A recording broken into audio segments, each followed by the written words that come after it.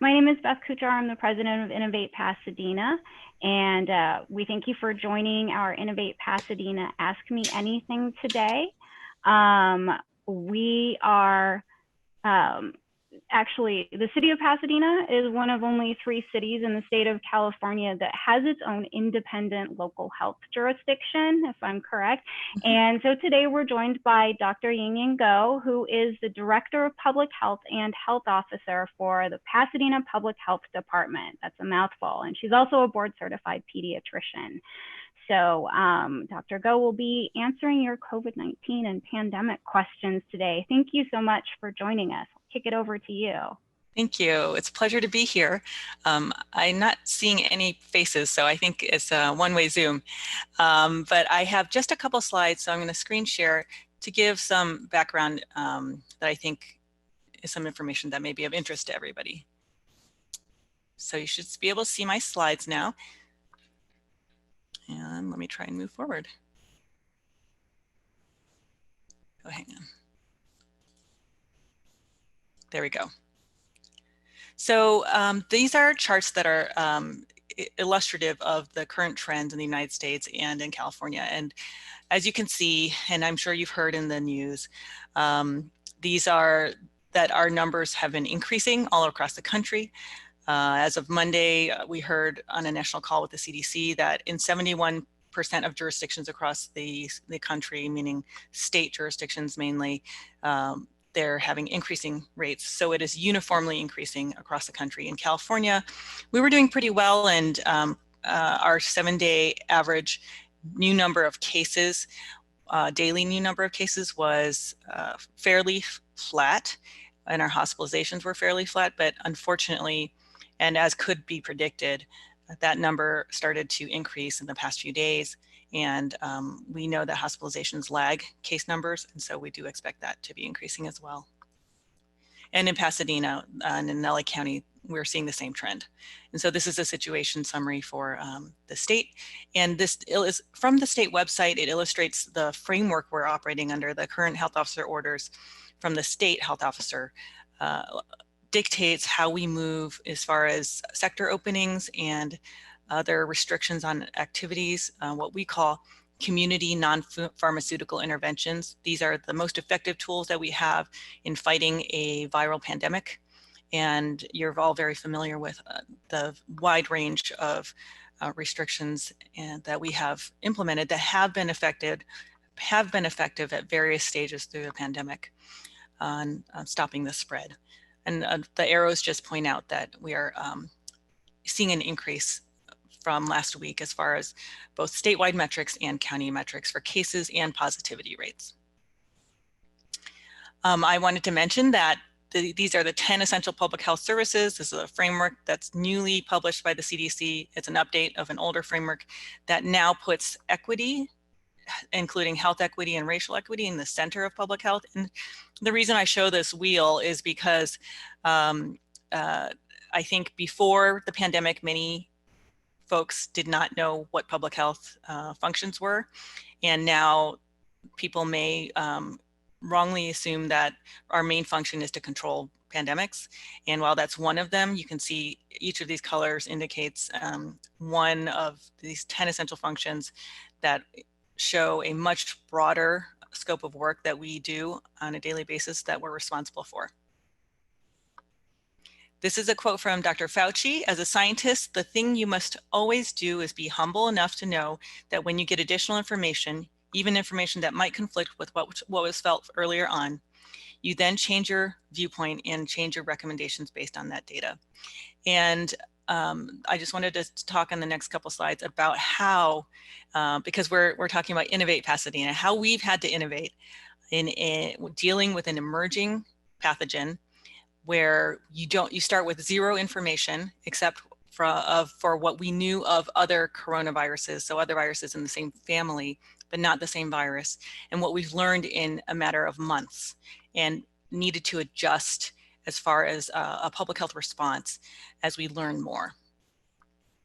One of the assumptions that we had in the beginning was that this was likely a respiratory illness. We were seeing pneumonia and respiratory symptoms, shortness of breath. we're also seeing fever and some other systemic effects. And in fact, what we have learned is that COVID-19 has many systemic effects. It is a multi-system illness. And this graphic just depicts the many organ systems that are affected. You can have stroke or dementia-like symptoms. You can have liver and renal injury, gastrointestinal symptoms, cardiac inflammation, etc. Another myth that had to be busted was that young people, that children can't get COVID-19 or get at a lower rate or can't spread it to others at a similar rate. And in fact, what we are seeing now is that, yes, children can be infected at the same rate, young adults and they can spread it to others at the same rate, and that young adults who don't have chronic conditions, who were previously healthy, excuse me, can get ill and can have long-lasting effects. This data from the CDC, from the Morbidity and Mortality Weekly Report, showed that previously healthy young adults weren't back in the usual health even 2 to 3 weeks after they began to get sick. And we do know that reports of long haulers, people who suffer from symptoms long after they've recovered from the initial COVID symptoms. Excuse me.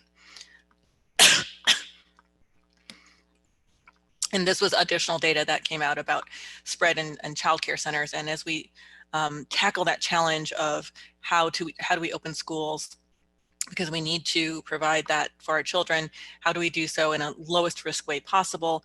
It is not true that that schools don't have COVID in them. They do. They are like any other location, and we have to implement strict public health protocols to try and keep everyone as safe as possible in the setting of a pandemic while providing these essential services.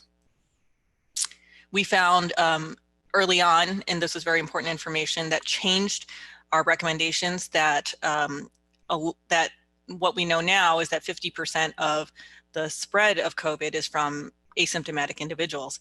And so, and that we found early on that 40% of people we diagnosed in long-term care centers as having COVID were actually asymptomatic. And so that translates into policy. Early on, the messaging was not very strong about use of masks. It was considered optional as source control only. And now, 8 months later, we have much, much more evidence that supports universal masking as a very effective community non-pharmaceutical intervention. And this depicts the possibility of, well, this shows that the mask does stop respiratory droplets and also may contribute to reducing airborne transmission, which we know is a possibility with COVID.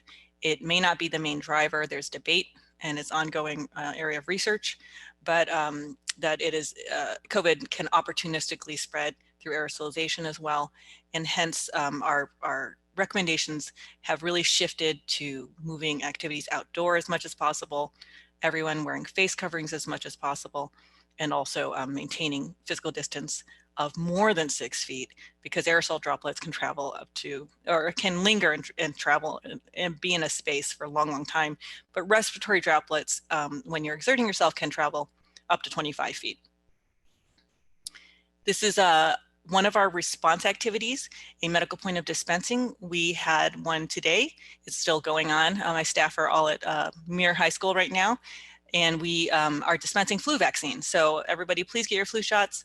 They are safe, effective, and we are really concerned because people can be co-infected with both flu and COVID-19. So please do that. But we can stand up these temporary sites to dispense medications for what we call medical countermeasures. For a bioterrorist release of anthrax, for example, we can distribute Cipro or doxycycline. We can administer vaccines in a large scale setting for large populations. And we are practicing this. We practice this every year, but right now we are really doing this with a lens in preparation for distribution and administration of COVID vaccine when it becomes available to the public. and this is just a framework from the National Academy of Medicine on what we think the COVID vaccine rollout will look like. It will come out in multiple phases. We don't know yet which vaccine will be available first, and then additional vaccines may become available.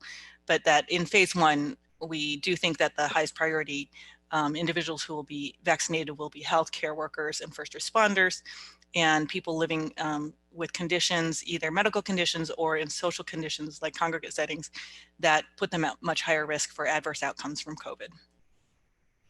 This is just to mention that we do really focus on distribution of vaccines within our country, but the Gates Foundation has been a leader in thinking about if we actually approach this looking at the problem worldwide, that we could save many more lives if we distributed equitably around the globe. So just to end my slides, this is a former mentor, Mr. John Gardner, who was a Secretary of Health, Education, and Welfare under the Johnson administration, who said, what we have before us are breathtaking opportunities disguised as insoluble problems.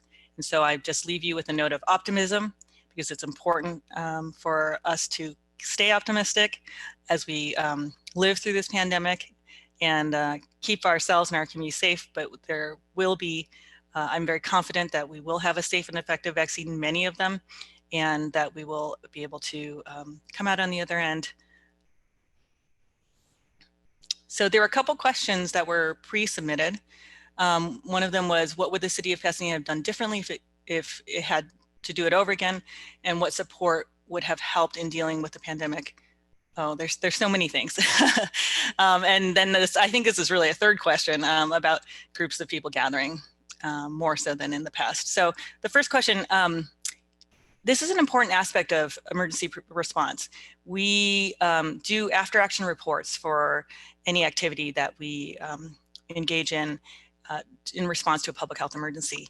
And so it's important to look back and evaluate and improve your systems in preparation for the next time around. There's so many things that this country could have done differently and that would have really saved lives. And one of them, just to touch on one of them, is the PPE. We lost the battle against COVID on that front early on when we didn't protect our healthcare workers. And healthcare workers are the ones taking care of people who are most vulnerable. And so if we had, for example, had the ability to commandeer the manufacturing chain for PPE and produced the kind of N95s and other protective equipment that we needed to protect our frontline workers, that would have really made a difference in the number of lives lost. What support would have helped? So definitely federal national leadership. I think working at the local level and frequently feeling confounded and being really not supported by not having a federal agency that's supposed to be running this response, because that agency was being undermined, systematically undermined, has really hurt the American people. And with gatherings. So I think it's not just cooler weather. Fortunately in California, I think because we have better weather, we're not moving indoors as much. I did hear a podcast or a broadcast where someone said their family members are from Sweden and they've redefined, I mean, if we could just redefine what being cold is, because in Sweden they just bundle up and they do things outside anyway, that would help. And so I do think that's something important to remember, to as we go into winter, to keep everything outside as much as possible, but with face coverings as well. But I think people are tired. Pandemic fatigue is real. And so it's a little bit harder to encourage, especially younger people, to keep following the public health guidance. And that's what we've seen as the population, younger just being really middle-aged and younger, so 40 and under, encourage, and people who have families, encouraging them to keep the gathering small. We have changed our health orders so that we are no longer prohibiting gatherings, but we are trying to provide harm reduction messaging, because we recognize the reality is that people are gathering. So how do you do it more safely? And the guidance right now is to keep your size of your gathering no more than 3 separate households. That means one household are the people who live together. It's not all of your extended family as well. And so I like to give examples that 3 households might be me and my kids and my husband, and then my sister and her family and my parents. And so that would be 3 households. And then you're supposed to gather with the same people over and over. So it's not those 3, my relatives on one weekend, and then my friends from one of my kids on another weekend, and then my friends of my other kid on another weekend. It's really meant to be allowing for the kind of social support, permanent or stable social support that you need in stable cohorts, so that you're keeping your mixing limited, keeping your risk as low as possible while still addressing the reality of our social needs. Contact tracing. So I think I would love to have some more input on the chat. I'm not seeing the chat, so Beth, if you see anything, let me know. But I can jump in anytime. Okay, so because this is a really general question. We do 2 components, case investigation and contact tracing, and we went from a department with 2.75 public health nurses who were our case investigators and what you would call a contact tracer, plus 1 epidemiologist who did a lot of other things besides epidemiology. And we've expanded to a team of at least 25. And so it's, imagine that challenge, and how do you build systems that are effective in a very high, fast-paced, high demand, high importance in terms of the opportunity cost of not doing a good job could really be more cases and more deaths. So that expansion really was a challenge, but what really made us lucky, and I don't know who's printing, so sorry about the noise in the background, but is our staff, the quality of our staff. We are extremely fortunate to have Dr. Feaster as our epidemiologist, who has been able to lead us in a very robust surveillance and contact tracing response. I had just hired a new nursing director who was clinically very astute and managed in healthcare operations as well, but had not been in public health for very long, but has jumped in and done an amazing job. We could not be doing this without that leadership, and that position was empty. She had just started, and then I had just hired, again, months before the pandemic, a deputy director. And so we were so lucky that having these key staff, as well as the rest of our public health department staff, to be able to expand our all of our operations in this in our pandemic response, but also in the contact tracing for sure. We have utilized, recruited, and trained both new staff from the community, our existing staff who were previously already trained. We had over the past 2 years done surge training, because as a part of our department accreditation process, that was one of the weaknesses that we identified, that we didn't have enough surge capacity in the case of an emergency. And so we had program staff from all different programs: tobacco, nutrition, administration, maternal child health, all these other areas of public health that were trained in basic epidemiological theory and practice, including the skills you need for contact tracing. So that was great. Also, I have to give a big shout out to the libraries and every other department in the city, because they have pitched in, they have provided staff, loaned us staff that we are still using. And it turns out that librarians make really great contact tracers. They know how to talk to people, they're service oriented, they're non-judgmental, they know how to handle sensitive information, and they're aware of privacy. And so it's worked out really nicely, and we really appreciate that. We are trying to get staff back to their regular programs when we don't need them. And then we are trying to manage as we see a surge, as you can see, we're expecting a surge to be able to bring these folks back on as we need them. Health orders. So I have never written so many health orders or issued so many health orders in my years in public health as health officer. I think I've been serving for about 5 years now. And before that, I was interim for about half a year. Typically, the kinds of health orders we issue are for people who have tuberculosis. We will issue an order of isolation, requiring them to, I'm just going to turn this off. Beth, is the noise from the printer? Let's see if I can turn this off. You're actually good. We don't okay. hear Okay, good. But good. we have lots of Q&A. Lots of questions. Okay, so let me quickly answer this last one.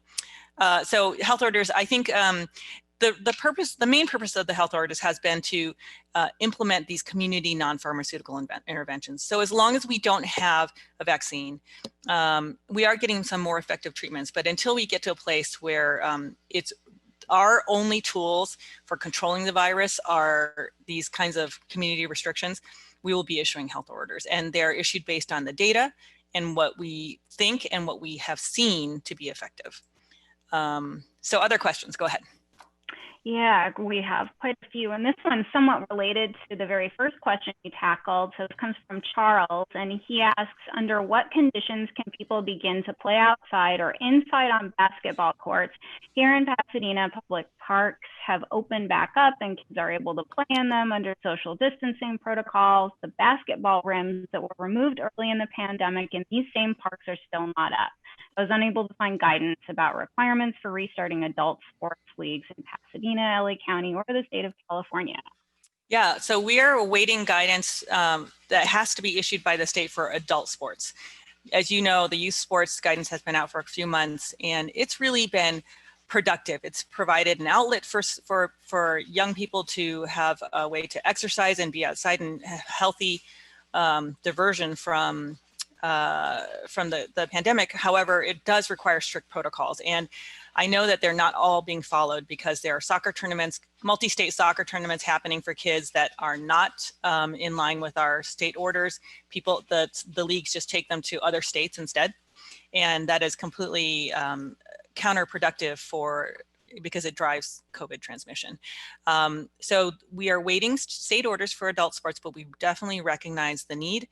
For public spaces, that can be considered by our recreation department, and they take consultation from me as far as what we think is safer. And I think that activities like contact sports like basketball are not activities that are allowable right now. However, there are spaces that can be used, for example, as we are advising for youth protocols, for skill building, and for like if one person or one household wanted to shoot hoops, that would not be a risk for COVID, and that kind of thing is allowable. It's just, I think, the implementation and enforcement that becomes an issue because it would be very difficult to be enforcing basketball courts where people are playing games for multiple households. So that's just one of the challenges. So we also have a question from Belinda. It says about the CDC's newest definition of COVID close contact. If masks are worn by everyone and with additional precautions like face shields and or plexiglass barriers, would that still be considered close contact? Yeah, so it's a good question, and it's an area that's evolving. We do consider the new definition she's referring to means that if you've been in contact with someone who's infectious with COVID for a cumulative 15 minutes over the course of 24 hours, that is considered a contact. And it's regardless of what kind of if you're wearing a surgical mask, you are still considered a contact. I think there's recognition, and that's what the research of CDC is trying to do to identify how protected you are if you're wearing a mask. And we don't have that information yet. And so for the purposes of outbreak control or mainly just to stop outbreaks, we are still using that new definition where we will consider you contact still and issue a quarantine order, even if you were wearing a mask. But I think as the data comes out, we may be able to have a more nuanced definition. For example, certainly if you're wearing an N95, there are instances for us in healthcare settings where we wouldn't consider that to be a close contact. Great. Another person asks, is Pasadena at a disadvantage by being on its own with its own health department? I think that's a good question. I think you should judge for yourself. In my opinion, we bring a very concentrated amount of resources to a small population that we're very lucky to have, that we wouldn't have otherwise. We bring in regular times resources such as these nutrition programs I've mentioned, tobacco programs, maternal child health programs, WIC, that are focused in our neighborhoods. When, if you look at broad population data for LA County, we might not be considered the most disadvantaged communities, and they might not concentrate those resources across the county here, because on average, many of our indicators look better than other areas of the county. What we are able to do with our epidemiology is to look down to a very local level. And I think that helps us because we can then tailor interventions. And for example, when we do vaccine distribution, we can address where we see pockets of need in addition to serving the whole community. So I live here, and I think about, would I be okay? Would my family be okay if we didn't have a city health department here? I think that we would be, you know, as okay as the rest of the county residents, except for Long Beach and Pasadena. Are we better off because we have our own health department? I think we are. And even if I were not doing the job that I'm doing, would I rather live in this city with its own health department? I think the answer is yes. So Rebecca asks, what technology solutions will you be using as your vaccine solution? And as an independent health district, will you be utilizing state vaccine solutions or taking on your own? So we get our vaccine supply, both flu and it will be for COVID, through the federal distribution system, and that goes to the state, and then the state distributes to what we call medical health operational area. And the state is divided into, I think it's 5 of them, and we are in one area here in LA with LA County and Long Beach, and actually our MOAC includes several other counties. And so that is the flow of healthcare resources, and that is how I expect vaccine distribution to happen. You did mention technology, and what we are trying to do is to come into this century or this decade and have, you know, as public health and as government, we don't get funded to have electronic medical records, and we don't get money to bring technology up to date the way the private sector does. And so we're pushing for that, and the state is supporting that, so that our contact tracing systems are better, that our you know that a few months ago we had some issues with our data flow, our basic data flow of lab results, where an antiquated system, it was built 12 years ago before the iPhone existed. It was the system that we were using to handle so much higher volume of test results that dictates and determines our policies. And so the state has actively been trying to upgrade that in the middle of a pandemic, which is not the ideal time. It should have been upgraded before. The resources weren't allocated to do that. But we are looking for technology solutions for minimizing contact when we do our vaccine clinics, so that we can have people pre-register, schedule, have their get their consent, and get their results, or not results, it's not testing. So it would be just to get their vaccine, but also get follow-up messages, because we think when we have a vaccine, the ones that are getting approved now, or that are in phase 3 now, require 2 vaccines. One of them is 28 days, a second vaccine 28 days after the first, and one's 21 days after the first, I think. So we will want to be able to notify people to remind them to come back to finish their series. I feel like what you just said might dovetail into a question from Jonathan, who asks, wouldn't it be far more effective to identify those healthy with antibodies and allow them to have a normal life, focusing health policy on high-risk groups instead of everyone? So that would be good if we had an antibody test that was specific enough and sensitive enough. Right now, because the pretest probability is still low, our estimates are that we have about 10% of our total population in the nation has antibodies to COVID-19. And that when we test a population with that low pretest probability, that the quality of the tests are so poor that we can't accurately identify who does have those antibodies and doesn't have those antibodies, because a lot of us might have COVID, might test positive because we had a cold, because any other coronavirus could give us a positive test for COVID antibody. And then even if we do have COVID antibody, the test isn't good enough to detect it. So that's one of the problems. The other problem is that we don't know how long these antibodies give us protection. Right now, we think that it's probably 2 to 4 months. Could it be longer? We're not sure. But as you know, with flu, because of the mutation of the virus, it changes from season to season. So if you've already had COVID, I would not behave differently than if I hadn't, because you don't know if you're protected.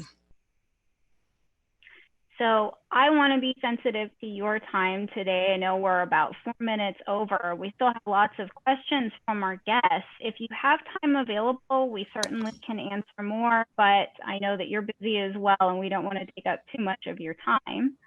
I want to give a, let's say I can do, let me see when my next meeting is.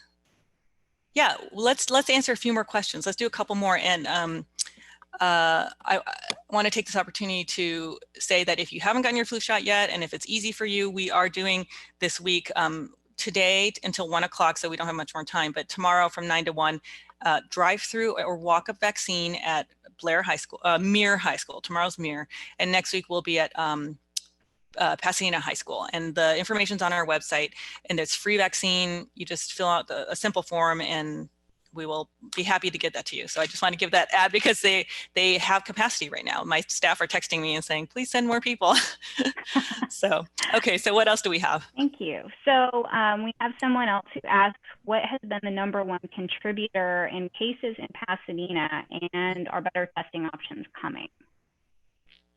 So the first question, I think, is risk factors, and it's changed. It's so interesting. It's changed over the course of this pandemic. In the beginning, we were asking about travel. We were looking at hotspots in other countries. Then we were really focused on frontline workers, essential workers. That's where we were seeing all of the transmission. Then after 4th of July, it was really large gatherings. Now we're hearing from the county that they're seeing a lot of Dodger celebrations and Laker celebrations associated with cases. We're asking that question. We haven't really seen that yet, but in Pasadena, we're seeing certainly people who are household members to people who have COVID, and people who have probably gathered with relatives and friends. So gatherings are a big risk factor. And then we're seeing more and more just recently in the past couple of weeks, leisure travel, including plane travel. So we don't know for sure that that was the cause or the place where they got it exactly, except when we interview, we look for these associations. And those are the big trends that my team are seeing right now. And then the second question was about testing options. Yes, it's kind of the wild, wild west. The PCR is still it's a nasal swab PCR that can be done either posteriorly, anteriorly, or oral. But that is a molecular test. That is the gold standard because it is the most sensitive and specific. And because the commercial labs have really seized on this money-making opportunity, and that's a positive for us because we have a large supply now, a lot of choices of commercial vendors, and prices have come down, and the access is still there. So you can get that. And in the state of California, insurance plans are required to cover your testing. I don't know how that's working out functionally, if insurance companies are denying requests or not, but they are mandated by the governor by executive order to provide that coverage. And in addition, there are free testing sites that are funded by the state and county that are available. Now, there are also home testing kits for PCRs where they can, through LabCorp, for example, and so there are some other companies, you can go on their website and request a home swab where it gets mailed to you, you collect it yourself, you put it in the box and then it gets picked up, or you send it via one of the shipping services and it'll go to the lab and then you'll get a result. You do need your doctor involved in that to give approval once you've signed up on the website. And then there are other types of tests. There are rapid antigen tests.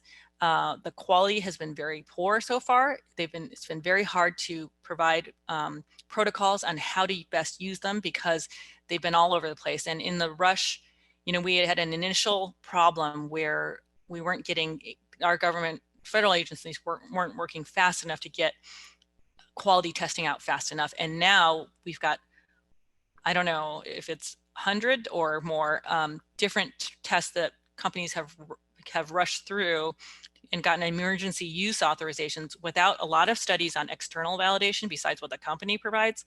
And what we found is that after you try to validate and see how good those rapid antigen tests are, a lot of them have really not demonstrated nearly the numbers that the company's been promoting. So like 80% sensitivity, 60%. In Nevada, the state of Nevada was looking at their data for one of the Abbott tests, the rapid tests, and it was like 80% were wrong. The tests were wrong when they were coming out negative. So it's very difficult to know how to use these antigen tests right now. I think they could play an important role in the future. And there's one in particular that there's a small positive study that came out of UCSF that showed a high correlation with the PCR. And it's kind of like a pregnancy test. It's so easy to administer, but the people who are interpreting the tests have to be trained properly so that they know exactly, they're not making the wrong call. When you're looking at that pink stripe that across the test, it has to touch end to end. Like there's so many nuances to how you interpret it to get the correct result. So I think that there's more to come, and that it's really important. Some of the colleges are coming up with some really innovative solutions. They're still costly, but they're helping keep campuses, risk on campuses lower and allowing them to operate. And that's, I think, what we need. We need more testing, as well as ample supply of PPE and more science and vaccine. So we have time for one more question. And this one comes from Preston. When can your guidance differ from that which is issued by the state of California and the county of Los Angeles?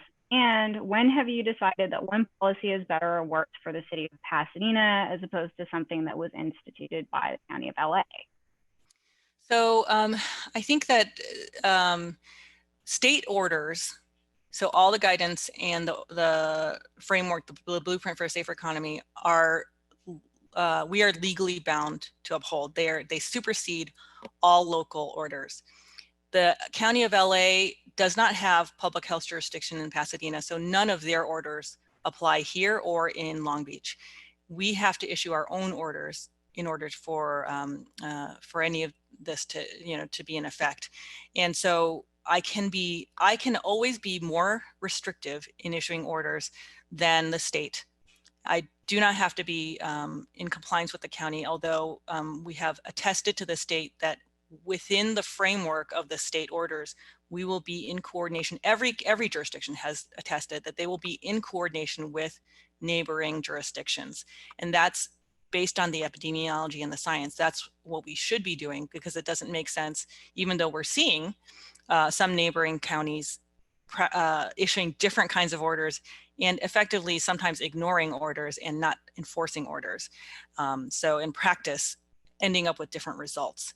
But we're required to be in coordination, and we would like, and that's what we want. And but we are separate jurisdiction from LA County. And so if there are times when I think, for example, getting very, very specific, when we were issuing restaurant protocols, the county did it one way where they thought it would be best to limit capacity. And we felt the definition of capacity was not defined.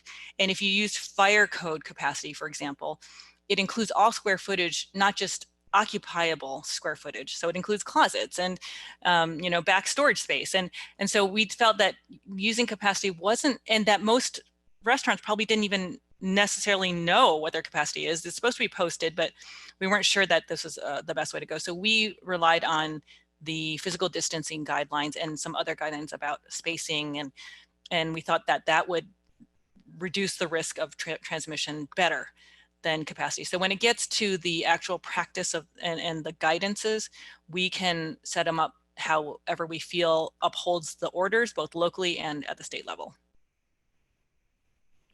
Great. Well, thank you so much for this window into how the Pasadena Health Department has been operating during the pandemic and the huge challenges that you're facing right now. But, I am happy to be part of a resident and business owner in a city where we have a focus on innovation and technology, and we listen to science.